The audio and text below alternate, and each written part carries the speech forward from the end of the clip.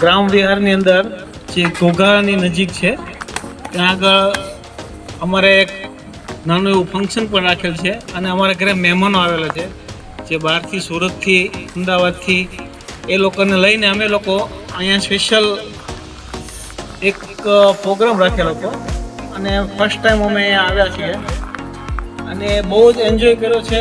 બાળકો માટે બહુ સરસ એક્ટિવિટી છે, સરસ મજાનો સ્વિમિંગ પુલ છે અને જમવાનું પણ એ લોકો પોતે પોતાની રીતે વ્યવસ્થિત બનાવે છે, અહીંયા જ બનાવે છે અને સાત્વિક ભોજન આપે છે અને વ્યવસ્થિત રીતે આપણને પોતાના ઘરના સભ્યો તરીકે રાખીને વ્યવસ્થિત જમાડે છે.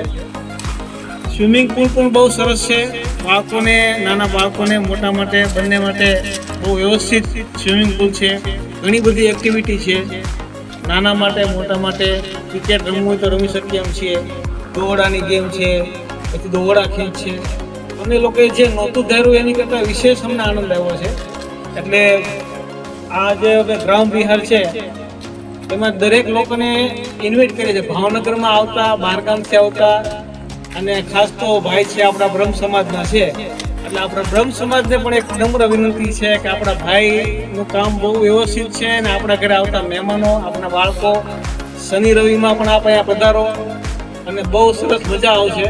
અમે લોકો પહેલી વાર આવ્યા છીએ અને બહુ રિઝનેબલ રેટની અંદર એવો આ ખર્ચો છે કે નોમિનલ ખર્ચ છે કે આ ખર્ચની અંદર આપણે ભાવનગર ઘોઘા સર્કલ જઈએ ને તો એટલો ખર્ચો થઈ જાય. એના બદલે આ ખર્ચની અંદર આપણે 5 થી 7 કલાકનો આપણે ટાઈમ આપે છે. એટલે બહુ સરસ એક્ટિવિટી છે.